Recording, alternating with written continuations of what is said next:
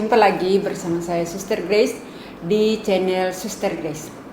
Semoga teman-teman sekalian di mana saja berada saat ini tetap sehat, semangat, dan tetap gembira.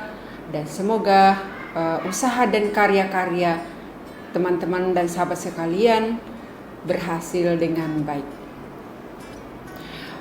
Pada video kali ini saya akan berbagi kembali masih sekitar sakramen perkawinan Katolik, dan kali ini saya akan membahas tentang halangan dalam perkawinan Katolik yang sah. Apa yang dimaksud dengan halangan perkawinan dalam gereja Katolik? Yang dimaksud dengan halangan perkawinan adalah yang membuat perkawinan itu menjadi tidak sah atau yang menggagalkan sebuah perkawinan.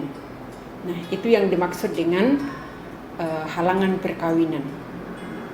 Nah, ada dua macam halangan perkawinan, yaitu yang berhubungan dengan hukum ilahi, dan yang kedua yang berhubungan dengan hukum gereja.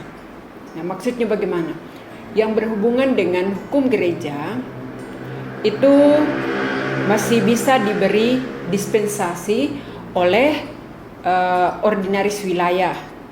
Nah, sedangkan yang berhubungan dengan hukum ilahi itu tidak bisa diberi dispensasi. Nanti kita akan uraikan satu persatu mana yang bisa diberi dispensasi dan mana yang tidak. Jadi intinya yang diberi dispensasi itu adalah yang berhubungan dengan hukum gereja, dan yang tidak bisa diberi dispensasi adalah yang berhubungan dengan hukum ilahi. Nah, teman-teman, ada 12 halangan dalam gereja Katolik yang sesuai dengan atau yang dibicarakan dalam kitab hukum kanonik. Nah, apa saja halangan-halangan itu? Yang pertama, halangan yang berasal dari perkawinan itu sendiri.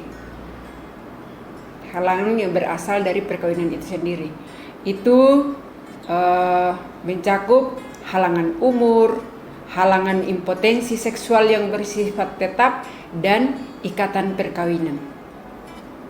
Nah, itu ada diatur di dalam kitab hukum kanonik. Nah, kalau halangan umur itu dalam kanon nomor 1083. Kalau halangan impotensi seksual yang bersifat tetap itu dalam kanon 1084, dan kalau halangan ikatan perkawinan itu di dalam kanon 1085. Berikut, halangan yang berikut adalah halangan berdasarkan hal agama. Nah, halangan yang berdasarkan hal agama ini mencakup agama yang berbeda, itu diatur dalam kanon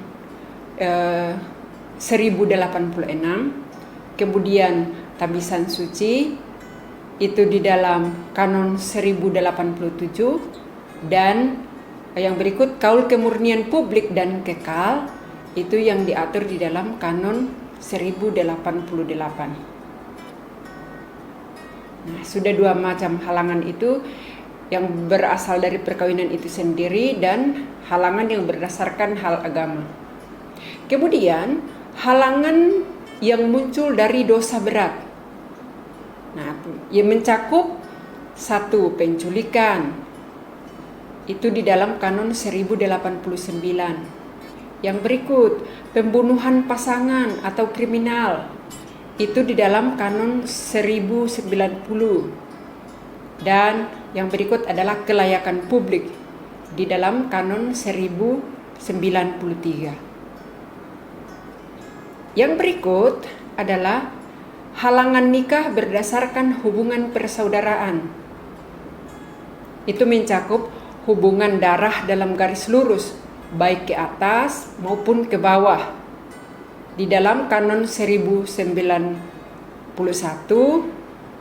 ayat 1. Berikutnya hubungan ipar atau semenda di dalam kanon 1092.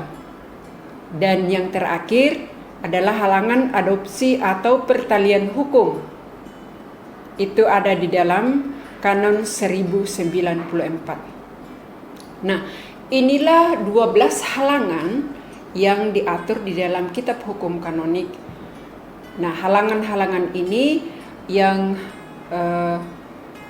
biasanya di dalam penyelidikan kanonik itu ditanyakan.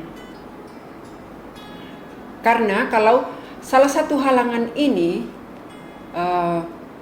berkaitan masih ada di dalam penyelidikan itu terdapat pada kedua calon atau pasangan ini, maka akan dipertimbangkan atau akan diproses halangannya itu apa, sehingga bisa diselesaikan dengan cara bagaimana. Nah, pertama tadi kan saya katakan ada dua macam halangan yang berhubungan dengan hukum ilahi dan yang berhubungan dengan hukum gereja. Jadi dalam penyelidikan kanonik, kalau halangan yang berdasarkan hukum gereja, maka akan dimohonkan dispensasi atau bisa diselesaikan dengan cara diberi dispensasi. Tetapi kalau yang berkaitan dengan hukum ilahi, maka halangan itu tidak bisa diberi dispensasi atau tidak boleh di dalam gereja Katolik. Nah, teman-teman sekalian, itu sedikit info, setidaknya tahu halangan apa yang bisa menggagalkan atau yang bisa membuat perkawinan Katolik itu tidak sah. Ada 12 macam halangan yang ada di dalam gereja Katolik. Nah, apa yang dimaksud halangan-halangan ini, mengenai halangan-halangan ini, nanti teman-teman dan sahabat sekalian bisa ikuti video selanjutnya, karena kita akan jelaskan satu persatu apa yang dimaksud dengan halangan yang berdasarkan perkawinan itu, yaitu halangan umur. Pasti ada batasan-batasannya, dan sampai pada ke-12 halangan itu nanti akan dijelaskan pada video selanjutnya. Nonton terus video ini, semoga bisa membantu teman-teman dan sahabat sekalian, dan terima kasih untuk supportnya. Jangan lupa bagikan kepada teman-teman atau kepada sahabat yang lain, semoga berguna dan bermanfaat bagi saudara dan sahabat sekalian. Terima kasih. Jangan lupa ya dukung channel ini dengan like dan subscribe dan sharekan ke teman-teman lain. Salam.